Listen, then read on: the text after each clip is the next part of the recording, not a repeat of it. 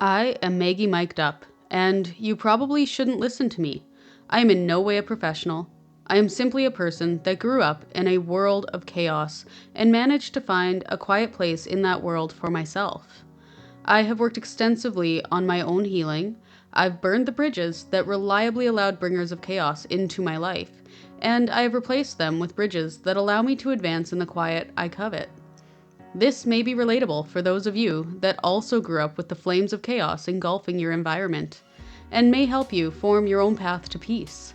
Get to know me as I share my perspective on various life struggles and how I found myself peace in paradise. Hello everyone, and welcome back to Maggie Mic'd Up, Peace in Paradise. Today we are going to dive into the fascinating topic that is limerence.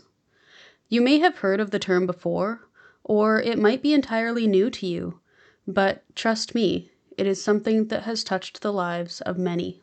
I have many conversations with people talking about how they've met the love of their life, and they know this within minutes.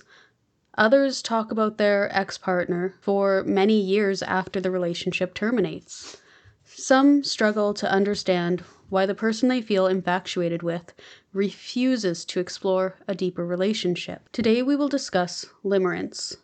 Limerence is not just a word, it is a complex and powerful emotion.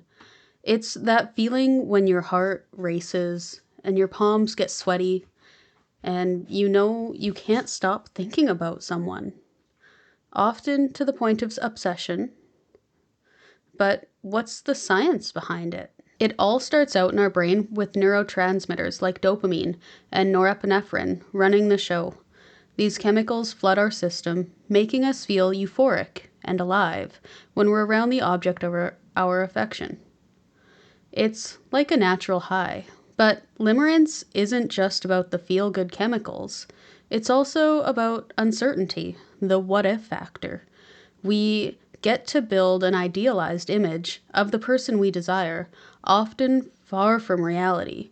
And that's why limerence can feel so intense. For me, I often fell into limerence while unknowingly searching for love I didn't always feel in my early years. As I've learned to love myself, I've stopped romanticizing my view of other people, and I'm better able to see them for who they are. So what can you do if you're experiencing limerence?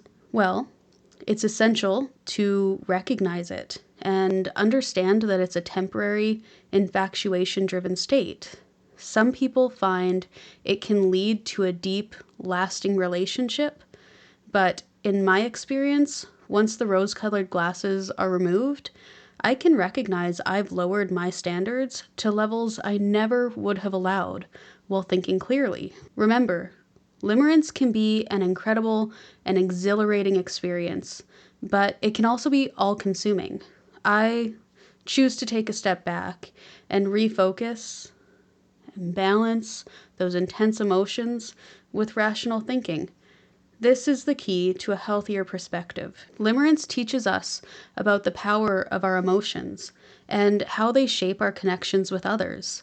So next time you find yourself head over heels for someone, remember it's all part of a beautiful and complex and sometimes perplexing tapestry of human emotions. With that being said, you don't have to give in and follow your limerent feelings all the way to your own demise. If, like me, you've struggled in past relationships, it may be invaluable to learn more about limerence and how it affects your daily life. Take a step back to objectively look at your life and what choices will lead you away from turmoil, and choose peace for yourself.